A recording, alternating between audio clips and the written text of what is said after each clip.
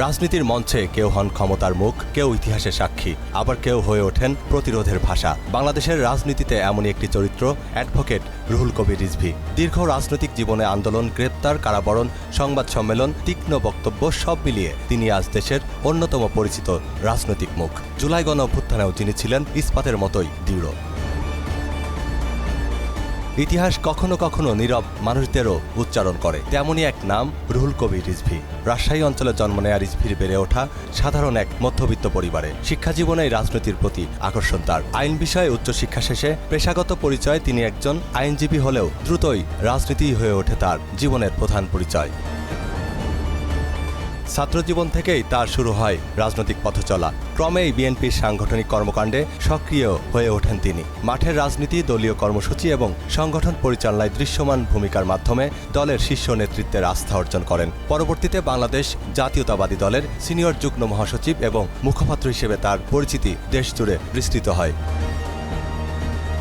1984 সালের 22 ডিসেম্বর বাংলাদেশের ইতিহাসে একটি গুরুত্বপূর্ণ দিন। এরশাদ বিরোধী গণ আন্দোলনে সক্রিয় অংশগ্রহণের সময় অ্যাডভোকেট রিজভী গুলিবিদ্ধ হন। তখন প্রচার হয়েছিল তার মৃত্যুর খবরও। সরকারের নীতি, নির্বাচন, অর্থনীতি, মানবাধিকার কিংবা আন্তর্জাতিক সম্পর্ক, প্রায় প্রতিটি জাতীয় ইস্যুতেই বিএনপির অবস্থান তুলে ধরার দায়িত্ব দীর্ঘদিন ধরেই তারই কাঁধে।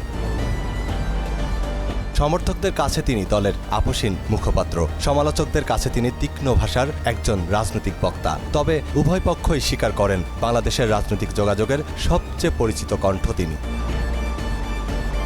বাংলাদেশের উত্তাল রাজনৈতিক বাস্তবতার সঙ্গে জড়িয়ে আছে রুহুল কবির রিজভীর নাম। বিভিন্ন সময়ে রাজনৈতিক কর্মসূচিকে কেন্দ্র করে গ্রেপ্তার, মামলা এবং কারাবরণের অভিজ্ঞতা তার রাজনৈতিক জীবনের অংশ হয়ে উঠেছে। একদিকে দলীয় আন্দোলনের নেতৃত্ব, অন্যদিকে আইনি লড়াই। এই দুই সমান্তরাল বাস্তবতার মধ্য দিয়েই এগিয়েছে তার রাজনৈতিক যাত্রা। বর্তমান সময়েও বিএনপির অন্যতম গুরুত্বপূর্ণ সাংগঠনিক নেতা হিসেবে সক্রিয় রুহুল কবির রিজভী। রাজনৈতিক কর্মসূচি ঘোষণা, সংবাদ ব্রিফিং, দলীয় অবস্থান ব্যাখ্যা এবং মাঠ পর্যায়ের আন্দোলন সমন্বয়ে তার ভূমিকা এখনও সেই আগের মতোই অবিচল। বাংলাদেশের রাজনৈতিক অঙ্গনে ক্ষমতার পালাবদল, আন্দোলন কিংবা নির্বাচন, যে কোনো গুরুত্বপূর্ণ মুহূর্তেই সংবাদ শিরোনামে উঠে আসে এই নামটি।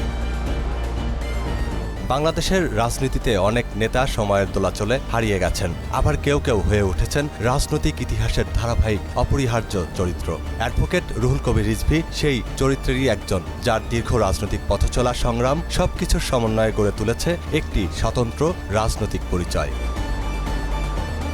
2024 সালের জুলাই গণ অভ্যুত্থানে বিএনপির সিনিয়র যুগ্ম মহাসচিব রুহুল কবির রিজভী দলীয় নেতাকর্মীদের সমন্বয় করেছেন। রাজপথের ধারাবাহিক আন্দোলনের পাশাপাশি গণতন্ত্র পুনরুদ্ধারে গুরুত্বপূর্ণ রাজনৈতিক ভূমিকা পালন করেছেন তিনি আন্দোলন চলাকালীন এবং পরবর্তী জাতীয় ঐক্যের কথা বারবারই বলেছেন। এটি তার রাজনৈতিক দূরদর্শিতার অন্যতম প্রকাশ। বাক স্বাধীনতার অধিকার প্রতিষ্ঠায় মাঠের লড়াইকে উদ্দীপ্ত করা এই মানুষটি হয়েছিলেন কারান্তরীণ। রাজনীতি কেবল ক্ষমতার গল্প নয়, এটি বিশ্বাস, মতাদর্শ, সংগ্রাম এবং সময়েরও গল্প। সেই গল্পের এক গুরুত্বপূর্ণ অধ্যায়ে উচ্চারিত হয় অ্যাডভোকেট রুহুল কবির রিজভীর নাম। কখনো রাজপথে, কখনো আদালতে, কখনো সংবাদ সম্মেলনের মঞ্চে।